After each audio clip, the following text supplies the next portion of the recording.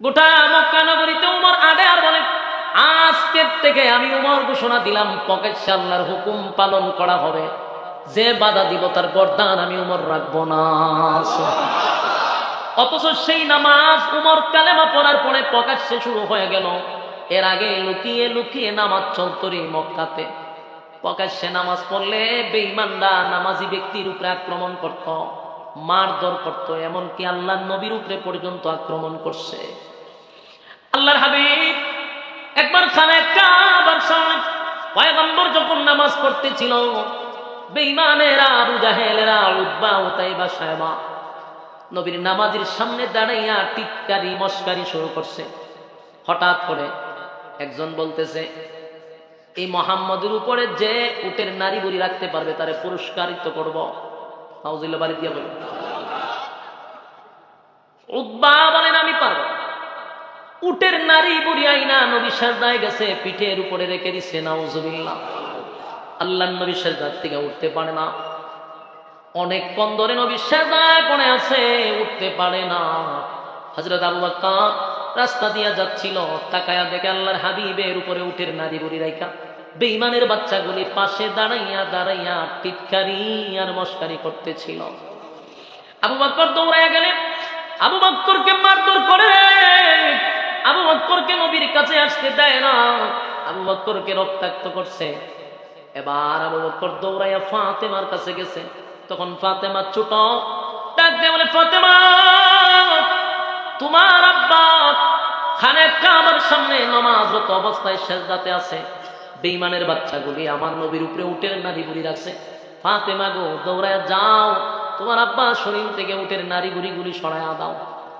ফাতেমা ছোট মানুষ, দৌড়াইয়া এসে দেখে আল্লাহর হাবিব সেজদায় পড়ে, সেজদায় আছে কিন্তু উপরে নারী বুড়ি রাখছে।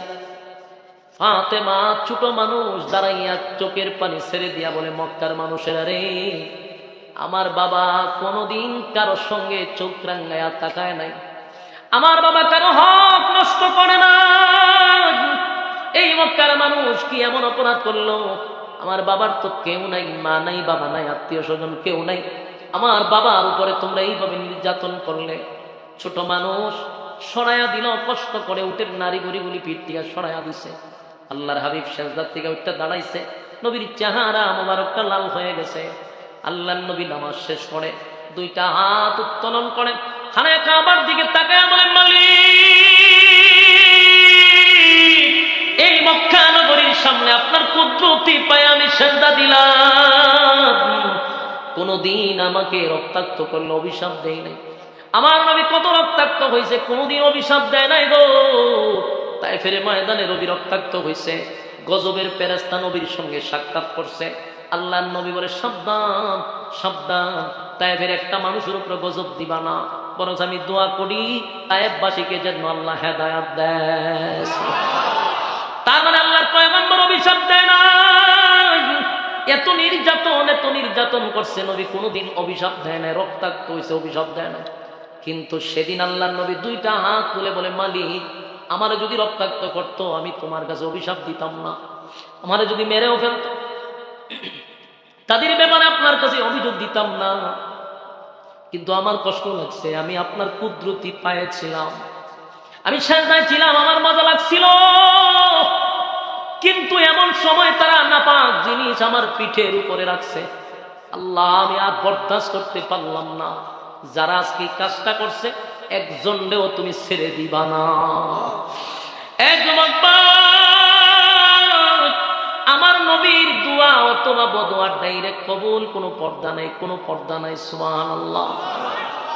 আল্লাহর নবী যখন এমন ভাবে বলতে লাগলো আর বলল, মালিক, আমার সঙ্গে আজকে বেয়াদবিটা যারা করছে একজনও আপনি ছেড়ে দিবেন না, সবগুলার আপনি উপযুক্ত শাস্তি দান করবেন। নবীর এতটুকুই যথেষ্ট, যতগুলা ছিল। পরবর্তীতে আল্লাহর নবী বলেন, একটারও আল্লাহ ছেড়ে দেয় নাই। ওই যে বদরের যুদ্ধে সবগুলারে মুসলমান কুচি কাটা করছে, সবগুলা শেষ, একটারও বাকি রাখে না, সবগুলারে শেষ করছে। সুবহানাল্লাহ বাড়ি গিয়া। তাহলে নামাজ পড়াটা ছিল ভয়ঙ্কর। কালেমার দাওয়াত লইয়া মক্কা নগরীতে কেউ ফিরে আসতে পারে নাই, নির্যাতন শুরু হইত। এমনকি আল্লাহ নামটা বলতে গেলেও নির্যাতন হইত। বেলাল আল্লাহ বলার অপরাধে তার জিহ্বার মধ্যে পেরাক মাইরা দিছে। নাউজুবিল্লাহ বাড়ি দিয়া কতটুকু ভয়ঙ্কর ওই পরিস্থিতিতে তখনকার সময় ইসলামটা গ্রহণ করছে হযরত ওমর। সুবহানাল্লাহ। হযরত ওমর ইসলাম গ্রহণ করছে। ইসলাম গ্রহণ করার পরে ওমর ঘোষণা দিল, আজকের থেকে প্রকাশ্যে তোমরা নামাজ পড়বা, যে বাধা দেয় আমার তরবারি তার সঙ্গে ফয়সালা করবে। সুবহানাল্লাহ। ওমর সাধারণ কোন সাহাবী নয় গো, ওমর সাধারণ কোন সাহাবী নয়। ওমর এমন একজন সাহাবী, এমন একজন সাহাবী যেই ব্যক্তির মেজাজ মর্জি মতো আল্লাহ কোরআনে 21 জায়গায় কোরআনের আয়াত নাজিল করছে।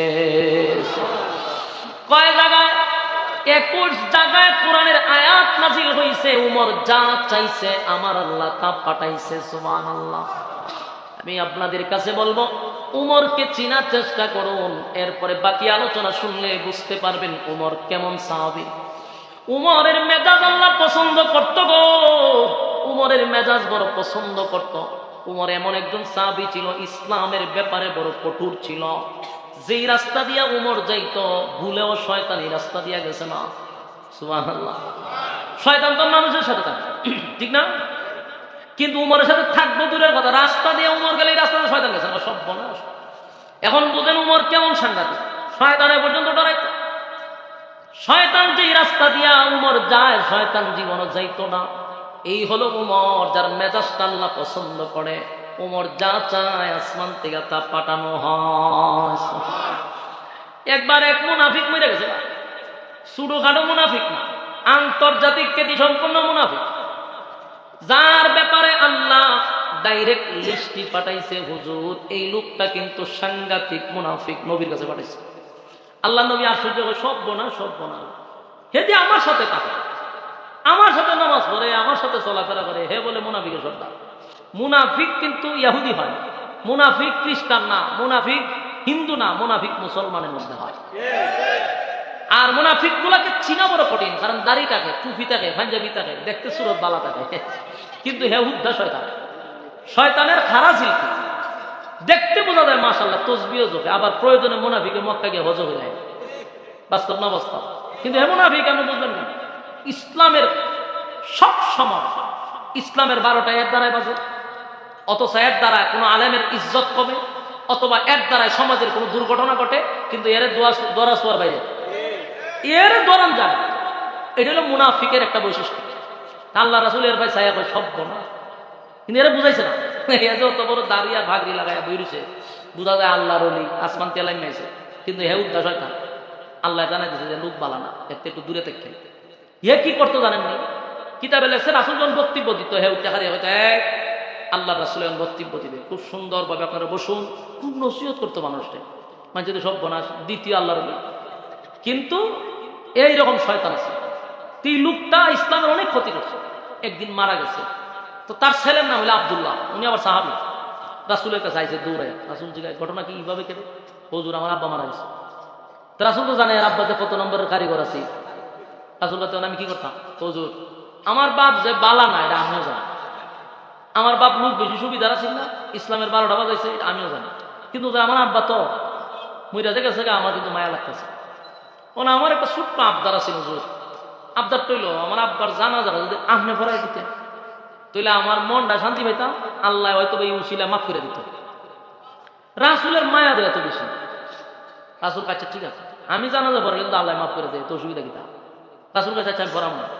যেই বলছে উনি উঠে দৌড় মারছে, এমন দৌড় মারছে, ঘটনা কিন্তু দৌড় মারলো না, মদিনার এক প্রান্ত থেকে আরেক প্রান্ত গিয়ে মানুষের দ্বারা কই দিচ্ছে, আমার আব্বার জানাজা রাসূল করাবে। সারাটা গ্রাম দিছে কষ্ট করে, শহর বন্দর গ্রামে গঞ্জে সব জায়গায় প্রচার করছে রাসূল জানাজা পড়াবে। ঘটনা বুঝছেন? এক কান দুই কান তিন কান করতে করতে সবার কাছে পৌঁছে গেছে, উমরের কানেও গেছে। উমরে যখন শুনছে আব্দুল্লাহ ইবনে উবাই ইবনে সুলুলের জানাজা নবী পড়াবে, উমরের মেজাজ গেছে গরম হইয়া, ওই এত বড় টাটকা মুনাফিকের জানাজা আমার নবী পড়াবে, আমি কেমনে বরদাস্ত করি? ছিল, সবাই তো মোটামুটি জানে সে লোক ভালো ছিল না, কিন্তু আমার নবী কেমনে গো এমন মুনাফিকের জানাজাটা পড়াবে। হযরত ওমরও শুনছে। ঘটনা ঘটতে ঘটতে একটা পর্যায়ে যে মারা গেছে তার ছাত্র ছিল 1000। 1000 ছাত্র ছিল, এগুলো সব আল্লাহর ওলি আছে মাতুই না দিয়ে, কারণ হ্যাঁ যেহেতু মুনাফিক আছে, এর ছাত্র হলো সব মুনাফিক। 1000 মুনাফিকের কানে খবর পৌঁছে গেছে আমাদের নেতার জানাজা আব্দুল্লাহর পুত্র মোহাম্মদ পড়াবে। মুনাফিকরা আমার ঘটনা কি, যেই লোকটার বিরোধিতা আমরা হারা জীবন করলাম, উনি জানাজা পড়াইবো। জানাজাটা দীক্ষানিক দরকার। জানাজা পড়তে গেছে না দেখতে গেছে, ও কথা কয় না। আপনারা কি তা বিরক্ত লেগেছে গা ছেড়ে দিতাম? আপনারা যখন আওয়াজ কমাইবেন আমি বুঝুন যে আপনারা ছেড়ে দিতাম। এবার মুনাফিকের 1000 ছাত্র সবগুলা টাটকা মুনাফিক ছিল, তারা জানাজা পড়তে না বরং দেখতে গেছে। একটা পর্যায়ে যখন দেখতে গেল, চতুর্দিকে হইচই শুরু হয়ে গেল, এত বড় মুনাফিকের জানাজা কেমনে গো আমার নবী পড়াবে। জানাজার মাঠে সবাই চলে গেল, জানাজা পড়ার জন্য চলে গেছে। হযরত ওমরও গেল জানাজার মাঠে, দৌড়াইয়া নবীরে আটকাবে যেন নবী জানাজা না পড়ায়। হযরত ওমরের সিদ্ধান্ত হলো যেভাবে হোক যেমনি হোক মুনাফিকের জানাজাটা আটকানো দরকার। হযরত ওমর দৌড়াইয়া জানাজার মাঠে নবীর কাছাকাছি গিয়া দাঁড়ায় গেছে। দাঁড়ায় ওমর নিজেরে প্রশ্ন করতে লাগলো, আমি ওমর তো নবীর একজন সাহাবী, আমার এই অর্ডার নাই যে আল্লাহর নবীকে আমি নিষেধ করব, আদেশ করব। নবীরে নিষেধ করতে বলে আল্লাহ নিষেধ করবে, নবীরে আদেশ করতে গেলে আমার আল্লাহ আদেশ করবে। আমি উমর কেমনে রে আমার নবীরে আদেশ আর নিষেধ করি। সুবহানাল্লাহ। হযরত ওমর কিন্তু নবীরে আদেশ করতে পারলো না, কিন্তু কলিজাটা যেন ছিঁড়ে যায়। এত বড় মুনাফিক যে আমার নবীর ক্ষতি করলো, আমার নবীর মারার জন্য ষড়যন্ত্র করলো। ইসলামের অনেক ক্ষতি এই লোকটার দ্বারা হইল। আজকে তার জানাজা আমার নবী পড়াবে, আমি উমর এটা বরদাস্ত করতে পারি না। আসমানের দিকে তাকায় আছে হযরত ওমর, তাকায় বলে, মালিক আমি উমরের ক্ষমতা নাই, আপনার বন্ধুকে আমি বলবো জানাজা পড়াইয়েন না, জানাজার নামাজে বাধা দিব এমন ক্ষমতা আমি উমরের নাই গো। কিন্তু আপনি মালিকের ক্ষমতা আছে, আপনার বন্ধুকে নামাজ থেকে বিরত করা। এত বড় টাটকা মুনাফিকের জানাজা আপনার বন্ধু পড়াবে, আমি ওমর বরদাস্ত করতে পারতেছি না, আল্লাহ জানাজাটা বন্ধ করে দেন। হযরত ওমর কোনোভাবে আর পেরেশানির মধ্যে পড়ে গেল, আসমানের দিকে তাকায় আছে কখন আল্লাহ কোন আয়াত নাযিল করে দেয়। হযরত ওমর পাগলের মতো মাটি ঘুরতেছে, কিন্তু নবীরে নিষেধ করতে পারতেছে না। একটা পর্যায়ে উমরের মাথায় একটা আয়াত স্মরণ হয়েছে, আয়াতে কারিমা হযরত ওমরের স্মরণ হয়ে গেল। আর এই আয়াতটা জুড়ে জুড়ে জুড়ে জুড়ে নবীর চতুর্দিকে পড়তেছে আর ঘুরতেছে। হযরত ওমর নবীর পাশে যায় আর বলে, ইস্তাগফির লাকুম আও লা তাস্তাগফির লাকুম ইন তাস্তাগফির লাকুম 70 মাররাতান ফালান ইয়াগফিরাল্লাহু লাহুম যালিকা বিআন্নাহুম কাফারু বিল্লাহি ওয়া রাসূলিহি ওয়াল্লাহু লা ইয়াহদিল কওমাল ফাসিকিন। হযরত ওমর আল্লাহর হাবিবের চতুর্দিকে দাঁড়াইয়া আয়াতে কারিমা বারবার রিপিট করতেছে, বারবার জুড়ে জুড়ে পড়তেছে। হঠাৎ করে নবী বুঝতে পারছে ওমর কেন রে এই আয়াতটাই বারবার আমার কাছে পড়তেছে, ঘুরতেছে আর জুড়ে জুড়ে ওমর আয়াতে কারিমা পড়ে নবীরে বুঝাইতে চায়, নবী গো এই লোকটা